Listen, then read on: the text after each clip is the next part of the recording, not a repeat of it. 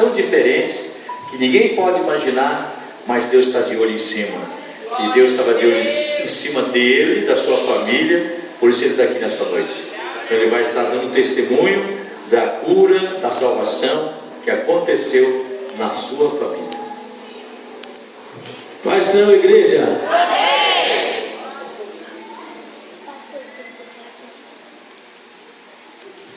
Mas a igreja vai orar e o fogo vai descer. Ora, ora pro milagre acontecer. Mas a igreja vai orar e o fogo vai descer. Ora, ora pro milagre acontecer.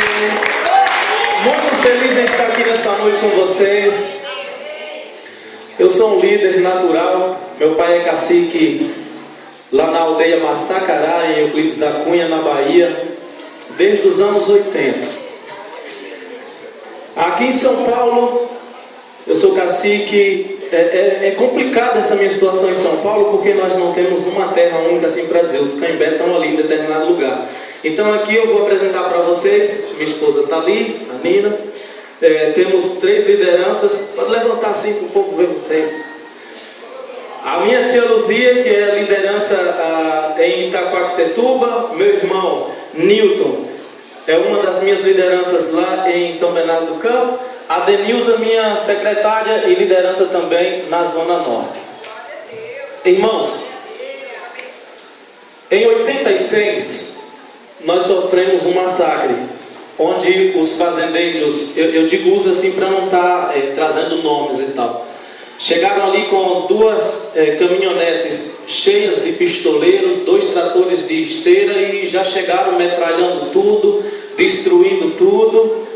Então, mais uma vez, tivemos que deixar nossa terra e fomos morar de favores em vários lugares, parentes que moravam nos arredores.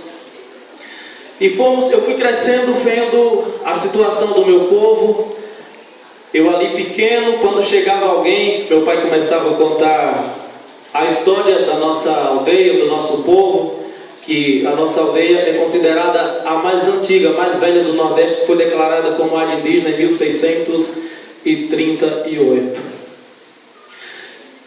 Eu tinha consciência que se eu passasse no meio, eu ia levar no mínimo um carão, um puxão de orelha. Então eu ficava escondidinho ali, ouvindo tudo.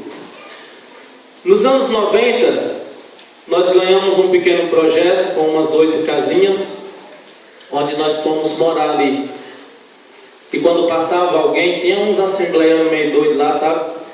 Passava gritando, porque Deus amou o mundo de tal maneira, aí minha mãe já saía com brincadeira, falava o restante do versículo. Quando alguém passava falando de Jesus, aleluia, minha mãe gritava, carne no espeto e farinha na cuia. Então era assim, com mangação, com brincadeira e tal. Eles nem sonhavam que um dia aceitariam Jesus como Salvador, como Senhor das suas vidas. E já me batizaram lá em 84 com o nome de Evangelista Narciso Pereira.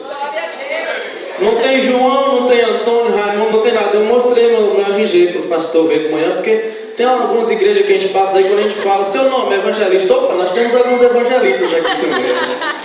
Bacana não, mas todos os meus documentos é esse nome, Evangelista Narciso Pereira. O que acontece? Em 91, nasceu um dos meus irmãos com problemas epiléticos.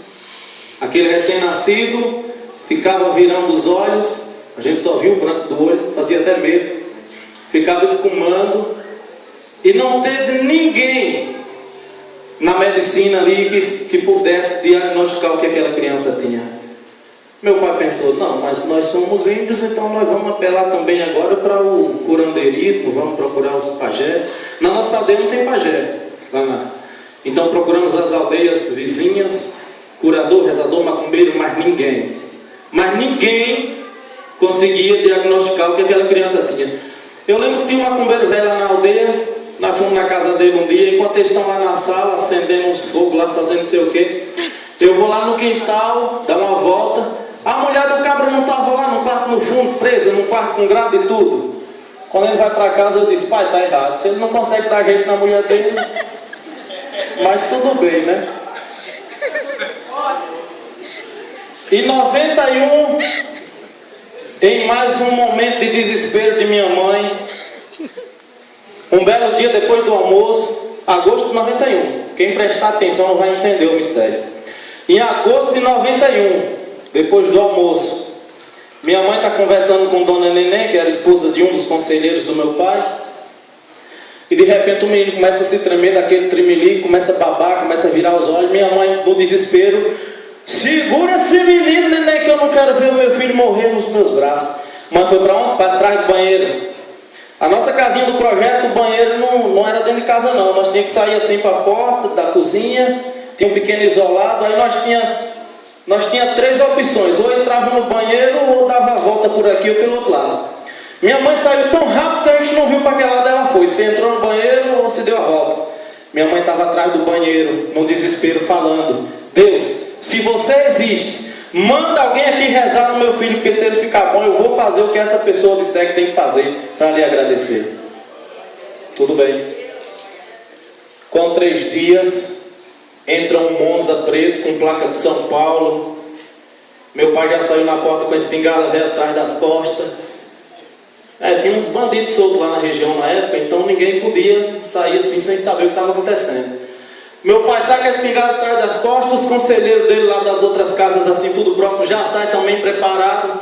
Quando o carro abre as portas, sai de dentro quem? Um casal branco, que chega a doer nas vistas. Aí sai um dos conselheiros do meu pai, o Manuel, o marido da Neném, que estava segurando o meu irmãozinho há 3 dias antes. E o motorista da FUNAI. Meu pai pensou: pronto, agora nós estamos tudo ferrado, para não falar o que ele falou, né? Não vamos nem poder meter chumbo, porque já estão ali com o Mané do Martins, já estão ali com o seu Luiz, motorista da FUNAI, como refém, e agora? Manuel deu sinal, disse: tudo em paz, cacique, só quero falar com você. Chegaram na porta e falaram: rapaz, mas há 3 dias que nós estamos na estrada. Há 3 dias que nós estamos na estrada, acabamos de chegar e não podemos fazer nada sem antes falar com o senhor, cacique. Meu pai não entendeu nada. Não está acontecendo então o quê? Disse: não, é que há 3 dias atrás estávamos em São José dos Campos, na nossa casa. Depois do almoço, minha esposa foi deitar para descansar um pouquinho e ela ouviu uma voz falar: pesca maçacará. Foi um grito. Não simplesmente falou bonitinho, não. Foi um grito: pesca maçacará.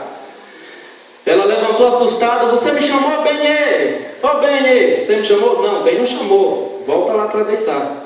Vai descansar um pouquinho. Quando ela volta para descansar, ela ouve a voz falar ainda mais alto: pesca maçacará. Tudo bem, ela voltou. E pela 3ª vez, a voz falou mais alto. Ela sentou ali assustada e perguntou: maçacará o quê? Um peixe? Uma fruta? Uma árvore? Uma bebida? Seria uma comida? E ao tempo que a voz falava pesca maçacará, se elevando, respondia agora baixando até sumir: maçacará é maçacará. Maçacará é maçacará. Ela levantou sem saber de nada, falou com o Benê dela, né? o missionário Pedrinho. O que é que a gente vai fazer? Vamos orar então. Oraram, pesquisaram, mas não conseguiram encontrar nada que trouxesse uma definição da palavra maçacará. Como ele era um policial aposentado, começou a fazer contato para todos os amigos dele. Opa, achou o contato de um coronel aposentado do exército em Brasília. Falou o que aconteceu e ele falou o que era maçacará. Então, rapaz, maçacará é uma aldeia indígena no Nordeste, fica no norte de Euclides da Cunha, norte da Bahia. Maçacará é uma aldeia indígena. Cacique, na mesma tarde, pegamos o nosso carro, fomos até a igreja, conversamos com o pastor, ele nos abençoou. Se ele não tivesse abençoado, nós tínhamos vindo mesmo assim, porque foi Deus que mandou. Deixamos nossos filhos com os familiares e foram 3 dias de viagem. E aqui nós chegamos. Nisso minha mãe já estava no chão chorando, já não sabia mais o que fazer. Pensaram logo que minha mãe estava com algum problema. Cacique, sua mãe tem algum problema? Sua esposa tem algum problema? Meu pai disse, não, é porque há exatamente 3 dias atrás, num desespero, ela foi para trás do banheiro e pediu que Deus mandasse alguém aqui, porque o nosso filho sofre de um mal que ninguém conseguiu identificar o que é. Há 3 dias atrás, depois do almoço, aí as duas já estavam abraçadas, chorando, glorificando a Deus. Mas aí veio a pergunta: vocês creem que Jesus pode curar o seu menino? Minha mãe falou, mas não tem nem como duvidar, se há 3 dias atrás, eu que antigamente até ficava brincando, mangando e tal, há 3 dias atrás eu pedi e Deus falou com você na mesma hora. Foi depois do almoço que eu falei aqui com Deus. Que hora a irmã ouviu lá para pescar maçacará? Depois do almoço. E como é que eu vou duvidar então? Vamos orar logo nesse menino. Pedrinho falou, né? A gente está perguntando porque não adianta a gente orar se você não tiver fé. Porque sem fé é impossível agradar a Deus. Deus não opera onde há incredulidade. Tudo bem, então vamos fechar os olhos, vamos orar, apresentar essa criança e tal. Todo mundo fechou o olho para orar, mas meu pai está lá, ó. Um olho fechado, outro aberto. É porque tinha uns papas-filhos na época lá, sei lá se eles estão querendo carregar meu filho. Gente, é assim a nossa vida. A gente vê o milagre de Deus acontecer, mas a gente ainda fica em dúvida. A gente estava ouvindo que há 3 dias atrás um pessoal em São José dos Campos nunca ouviram falar em maçacará, escutaram a voz de Deus para pescar maçacará, mas na hora da oração o cacique está lá, ó, um olho aberto, outro fechado. Mas para a honra e a glória do nosso Senhor, meu irmão, nunca mais ele teve uma crise daquela. O menino ficou imune, foi para a vida toda, porque nós enquanto nós tínhamos febre, dor de cabeça, gripe e tal, o menino nada. O menino cresceu com a saúde assim de ferro. Teve um probleminha assim, cortou o dedo uma vez, mas foi um descuido lá com a máquina lá, não teve nada a ver com saúde não, porque Deus curou ele para sempre, amém.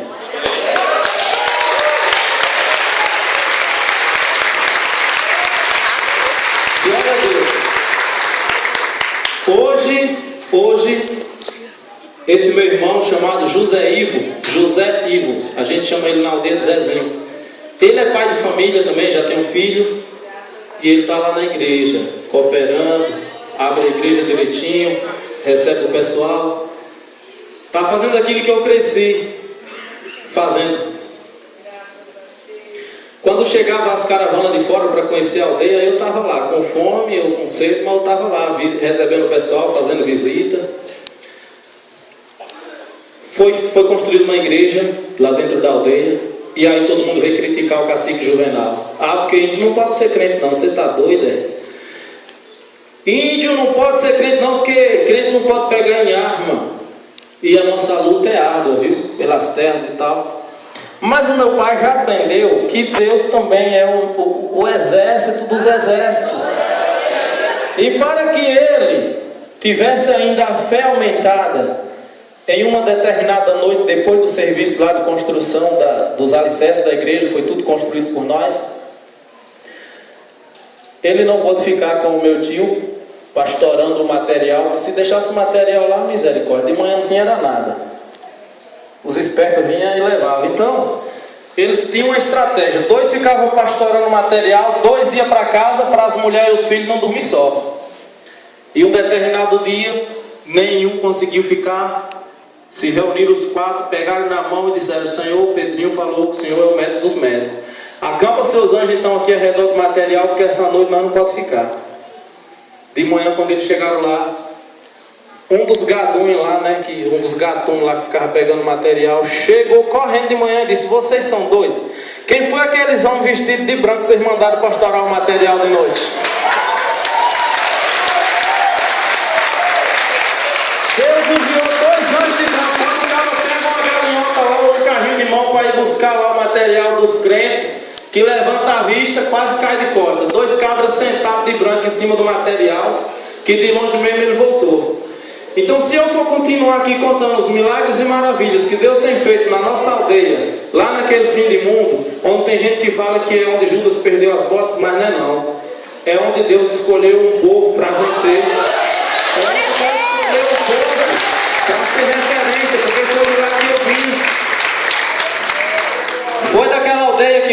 uma aldeia que ninguém dá nada, porque fica lá no fim do mundo, porque é longe, porque é distante, mas foi lá que Deus mandou os missionários irem. Foi lá que aconteceu o primeiro milagre, que foi a cura do meu irmão. Enquanto todo mundo se levantava contra uma igreja, numa aldeia de índio, meu pai dizia, não, eu sou referência. O milagre não aconteceu na casa dos outros, foi na minha casa. Então nós vamos sim construir uma igreja, porque o nosso Deus tem que ser adorado. Nosso Deus tem que ser glorificado e exaltado. Porque dele, por ele, para ele são todas as coisas. Passado algum tempo, chegou um pajé de uma aldeia vizinha lá e disse, cacique, eu vim aqui fazer aquilo que você me pediu há muito tempo atrás, eu nunca pude vir. Quero ensinar a pagelância para um dos seus aqui e tal. E agora vamos fazer isso. E o meu pai disse, mas vem cá, se um pajé aqui vai poder ter ligação direta com Deus? Ele disse, não, nosso pajé vai trabalhar as forças da natureza, os encantados e tal. Meu pai disse, hoje Deus já mandou, foi um casal aqui que não botou direto, foi com ele. O que a gente precisa resolver, a gente já fala direto com Deus, bota o joelho no chão e realmente a resposta vem. Pode não vir na hora, mas a resposta vem. Porque às vezes a gente pede uma coisa a Deus com tanta vontade, às vezes a gente pede uma coisa a Deus com tanta vontade, mas a gente não está preparado, né? E aí se a gente receber, a gente vai fazer besteira. Eu peço um carro, de repente eu não tenho habilitação. E aí eu vou ser pego numa blitz, ou vou bater o carro. Então não adianta a gente sair pedindo tudo. Vamos só pedir a Deus que nem Salomão. Nos dá sabedoria, Senhor. Eu peço, Senhor, me dá um coração segundo a tua vontade. Glória a Deus! Mas eu sou tão pequenininho. Senhor, mas me reveste com o seu poder. Me cobre com o teu sangue. Eu aceitei Jesus aos 7 anos de idade. Cresci na igreja, fui líder do grupo das crianças, fui líder do grupo dos jovens. Estava ali pregando. Tenho um irmão lá na aldeia hoje, o pastor Fábio. Está concluindo agora para pastor. O pastor Fábio é meu filho na fé. E eu digo, Fábio, ora por mim, porque nessa caminhada da vida não é brincadeira. Fiquei jovem, acabei me desviando um pouco dos caminhos do Senhor. Não me acostumei com o mundão, porque não se acostuma. Aquele que Deus escolheu nunca vai se acostumar. Pode tomar um ali porque é teimoso, mas sabe que o Espírito Santo acusa. Rapaz, não é seu lugar não. Pode levantar daí, procura o que fazer, porque você está errado. Você conhece a palavra do Senhor? Como você está aí? Mas a gente tem que estar sempre em constante oração. Eu agradeço a Deus pela vida. O pastor Paulo está aqui, conheci ele pessoalmente hoje, mas desde ano passado que a gente vem conversando. Nós seremos julgados, seremos destituídos dos nossos empregos, nós seremos torturados com palavras, sofreremos alguns atentados. Por quê? Porque nos colocamos à disposição do Senhor, nos colocamos na brecha. E o inimigo não quer isso. Quando eu encontro um crente que fala, minha vida está boa, é só vitória, é só bênção, não tem um pingo de atribulação, eu digo, então, meu irmão, glória a Deus pela sua vida, mas alguma coisa pode estar acontecendo de errado, porque nós temos que incomodar. Nós temos que incomodar, entendeu? A gente tem que passar pela prova, dando glória a Deus. A gente tem que passar pela prova agradecendo por tudo. As batalhas vêm, as lutas vêm. Às vezes a sua vida está tão bem, você está ganhando o seu dinheirinho direitinho lá, e você vai, aceita Jesus, aí você já começa a passar por dificuldades. Mas minha vida estava tão boa, e agora? Não, é porque nós somos igual ouro. O ouro tem que passar pelo fogo para ser provado. Que a palavra de Deus venha se cumprir a cada coração. Estamos nessa luta para que a palavra do Senhor seja pregada, seja levada a toda criatura, a toda tribo, raça, povo, línguas e nações. Eu acho que já estou ultrapassando o meu tempo, né, pastor? Porque a gente chega aqui e diz assim, não, vou falar ali 5 minutinhos, acabou. A gente começa a falar e de repente já foi. 10 minutos, meia hora, 1 hora, 2 horas.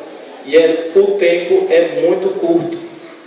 Por isso a gente tem que aproveitar cada segundo, cada oportunidade, para falar desse amor de Deus que é tão grande. Eu cheguei aqui com um versículo na Bíblia, Mateus 11, 28. Vinde a mim todos que estáis cansados e sobrecarregados, e eu vos aliviarei. Que a palavra de Deus venha a ser um baluarte em nossas vidas. Tem dias que eu estou tão triste que eu nem consigo orar, e eu só me ajoelho ali e fico caladinho, só pensando. E às vezes é importante a gente não falar, porque o inimigo está do lado só colhendo, para tentar atravessar, para tentar atrapalhar. Mas quando o homem é sincero, veja o que pode acontecer. Deus falou para Ezequias que ele ia morrer. Ele virou para a parede e começou a chorar. Mais 15 anos de vida de Deus pôde alcançar. Então eu não sei qual o problema que você tem enfrentado. Eu não sei a situação a qual você tem vivido, o que tem perturbado a sua cabeça. Mas Deus sabe todas as coisas. E nessa tarde Ele traz um tempo novo na sua vida. Amém. Glória a Deus. Eu gostaria de cantar aqui. Vamos louvar a Deus. Já perceberam que eu gosto de brincar, né? Ser alegre e tal. Não tenho vergonha de falar com meu sotaque ré baiano, não. Em qualquer lugar que eu chegar.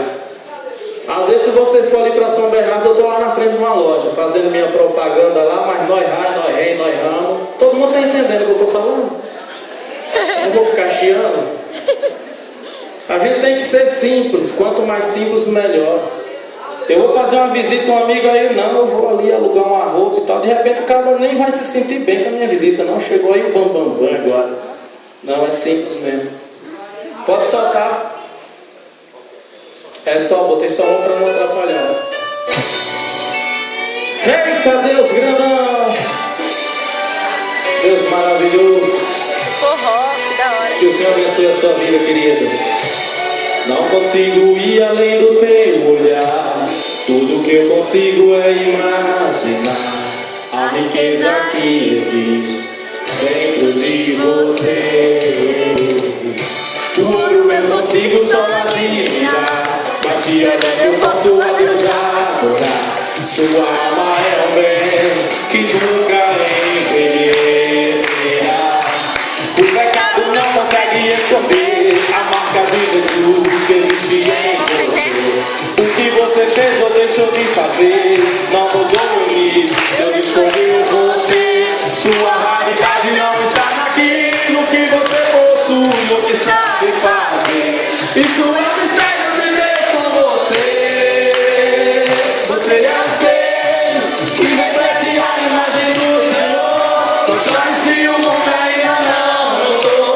Já é o bastante Deus reconhecer o seu valor. Você é precioso, mais raro que o ouro puro de ouvir. Se você desistiu, Deus não vai desistir. Ele está aqui pra te levantar. Se o mundo te quiser cair. Que o amor de Deus venha falar mais forte a cada coração nessa noite.